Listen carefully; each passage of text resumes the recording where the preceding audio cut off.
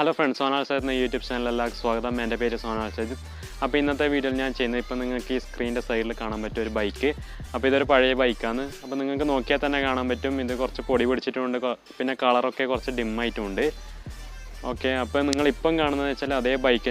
Same bike. You can see the polish finishing of the bike. Now this bike before and after photos.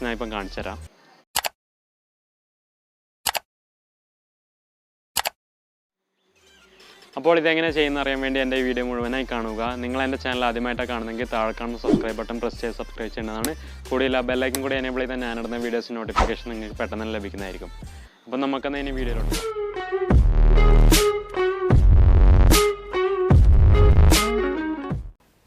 അപ്പോൾ ഞാൻ polish ചെയ്യാൻ പോകുന്നത് ഈ ഒരു ബൈക്കിലാണ്. അപ്പോൾ നിങ്ങൾക്ക് നോക്കിയാൽ തന്നെ കാണും മൊത്തം പൊടി പിടിച്ചിട്ടുണ്ട്, പൊടിയും കാര്യങ്ങളൊക്കെ പിടിച്ചിട്ടുണ്ട്.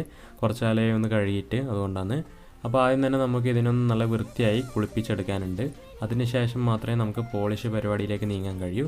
കാരണം പോളിഷ് ചെയ്യുന്ന സമയത്ത് അവിടെ യാതൊരു തരത്തിലെ പൊടിയും കാര്യങ്ങളൊന്നും ഉണ്ടാവാൻ പാടില്ല.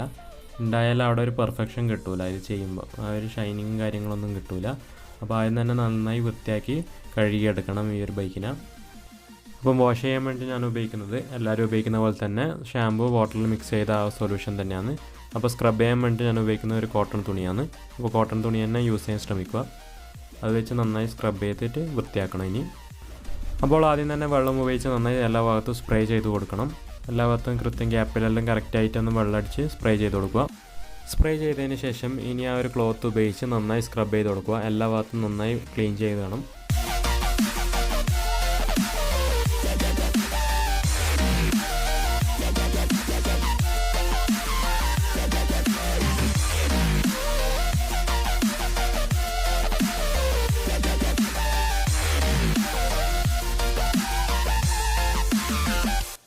അപ്പോൾ ഇത് കഴുകിയതിന് ശേഷം വെള്ളം ഉപയോഗിച്ച് ഒന്നും കൂടി ഒന്ന് ക്ലീൻ ചെയ്ത് കൊടുക്കുക, സ്പ്രേ ചെയ്ത് കൊടുക്കുക വെള്ളം ഒന്നും കൂടി. അപ്പോൾ ഇനി ചെയ്യേണ്ടത് ഒരു ഉണങ്ങിയ ടവലെടുത്തതിന് ശേഷം വെള്ളം മൊത്തത്തിലൊന്ന് തുടച്ചെടുക്കണം. മൊത്തത്തിൽ ഫുള്ളായിട്ടൊന്ന് വെള്ളം ഉണങ്ങണം. അപ്പോൾ ഇതാണ് നമ്മൾ പോളിഷ് ചെയ്യാൻ ഉപയോഗിക്കുന്ന ആ ലിക്വിഡ്. അപ്പോൾ ഇത് കണ്ടപ്പോൾ ചിലവർക്കെങ്കിലും മനസ്സിലായിട്ടുണ്ടാവും എന്നായിരുന്നു. അപ്പോൾ ഇത് സാധാ എഞ്ചിൻ ഓയിലാണ്, യൂസ്ഡ് ആയിട്ടുള്ള എഞ്ചിൻ ഓയിലാണ് ഇത്. അപ്പോൾ ഇത് ഉപയോഗിച്ചാണ് നമ്മൾ ഈ പോളിഷിൻ്റെ ഷൈനിങ് കൊണ്ടുവരാൻ പോകുന്നത്. അപ്പോൾ ഇത് ചെയ്യുന്ന സമയം നമുക്കൊരു ക്ലോത്തിൻ്റെ ഒരു ആവശ്യമുണ്ട്. സാധാ ഏതെങ്കിലും ഒരു ക്ലോത്ത് ആയാലും കുഴപ്പമില്ല, ഏത് ക്ലോത്ത് ആയാലും കുഴപ്പമില്ല. അപ്പോൾ ആദ്യം തന്നെ നമുക്ക് ടാങ്കിലേക്കൊന്ന് ഇത് സ്പ്രേ ചെയ്ത് കൊടുക്കാം. സ്പ്രെയർ ഇല്ലെങ്കിൽ കുഴപ്പമില്ല, ക്ലോത്തിലാക്കിയിട്ട് സ്ക്രബ് ചെയ്താൽ മതി, വരച്ചാൽ മതി. അപ്പം നമുക്ക് ഇനി ഇതാക്കിയിട്ടൊന്ന് ഈ ക്ലോത്തിനെ കൊണ്ടൊന്ന് സ്ക്രബ് ചെയ്ത് കൊടുക്കാം. നല്ല രീതിയിലങ്ങ് സ്ക്രബ് ചെയ്ത് കൊടുക്കണം. കാരണം ആ ഓയിൽ മൊത്തത്തിലങ്ങ് വരണം. കാരണം നമ്മൾ തൊടുമ്പോൾ ഒന്നും ഉണ്ടാവാൻ പാടില്ല. അപ്പോൾ നല്ല വൃത്തിക്ക് തന്നെ സ്ക്രബ് ചെയ്ത് കൊടുക്കണം.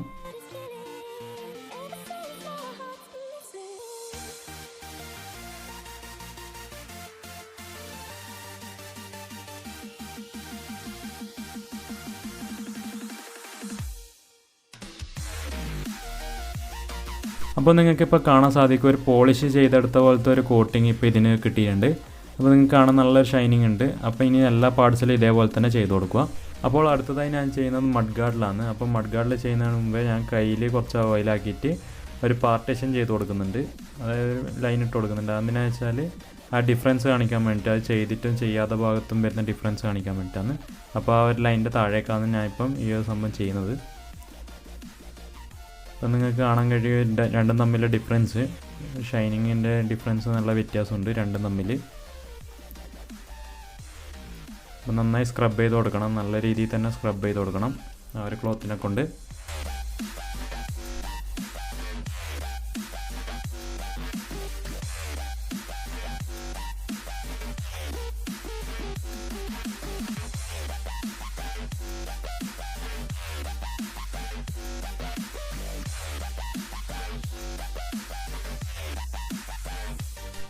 അപ്പോൾ നിങ്ങൾക്ക് നോക്കിയാൽ കാണും ആ ഒരു ഷൈനിങ് ആ ഒരു മഡ് ഗാർഡിന് വന്നിട്ടുണ്ട്. പിന്നെ കൈനെ കൊണ്ട് ഇങ്ങനെ വരച്ച് കഴിഞ്ഞാൽ കയ്യിൽ ഓയിലോ അങ്ങനത്തെ കാര്യങ്ങളൊന്നും ആവുന്നില്ല. നിങ്ങൾക്ക് നോക്കിയാൽ കാണും കയ്യിലൊന്നും ഓയിലൊന്നും ആവുന്നില്ല, സംഭവം ക്ലീനാണ്. അപ്പോൾ ഇനി എല്ലാ ഭാഗത്തും ഇതേപോലെ തന്നെ ചെയ്ത് കൊടുക്കുക.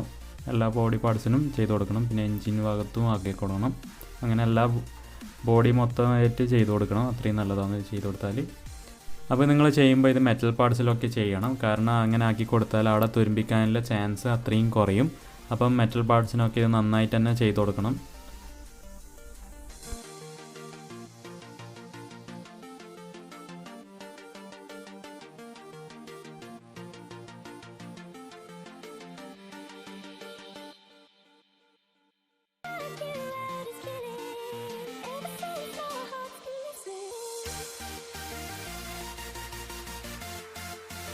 അപ്പോൾ ഞാനിപ്പോൾ ആ സീറ്റിൽ ഓയിലാക്കി കൊടുക്കുന്നുണ്ട്. അപ്പോൾ നന്നായിട്ട് തന്നെ ഈ തുണി വെച്ചിട്ടൊന്ന് സ്ക്രബ് ചെയ്ത് കൊടുക്കുക. അപ്പോൾ ഇപ്പം നിങ്ങൾക്ക് കാണാൻ സാധിക്കും വണ്ടി നന്നായിട്ട് തിളങ്ങിയിട്ടുണ്ട്. നല്ല രീതിയിൽ തന്നെ വണ്ടി തിളങ്ങിയിട്ടുണ്ട്. അപ്പം ഈ ഒരു ട്രിക്ക് എല്ലാവരും ഉപയോഗിച്ച് നോക്കണം. 100% വർക്കിംഗ് ആയ ഒരു ട്രിക്കാണ്. അപ്പോൾ എൻ്റെ ഇന്നത്തെ വീഡിയോ ഇഷ്ടമായെന്ന് കരുതുന്നു. ഇഷ്ടമായെങ്കിൽ ലൈക്ക് ചെയ്യണം, ഷെയർ ചെയ്യണം, സബ്സ്ക്രൈബ് ചെയ്യണം. പിന്നെ സബ്സ്ക്രൈബ് ബട്ടൻ്റെ തൊട്ടടുത്ത് കാണുന്ന ബെല്ലൈക്കൻ കൂടി എനേബിൾ ചെയ്തിട്ട് അതിൽ ഓൾ എന്ന് പറഞ്ഞ ബട്ടൺ കൂടി പ്രസ് ചെയ്ത് കഴിഞ്ഞാൽ ഞാനിടുന്ന പുതിയ വീഡിയോസ് നോട്ടിഫിക്കേഷൻ നിങ്ങൾക്ക് പെട്ടെന്ന് തന്നെ ലഭിക്കും. അപ്പോൾ നമുക്കന്ന് ഇനി അടുത്ത വീഡിയോ കാണാം.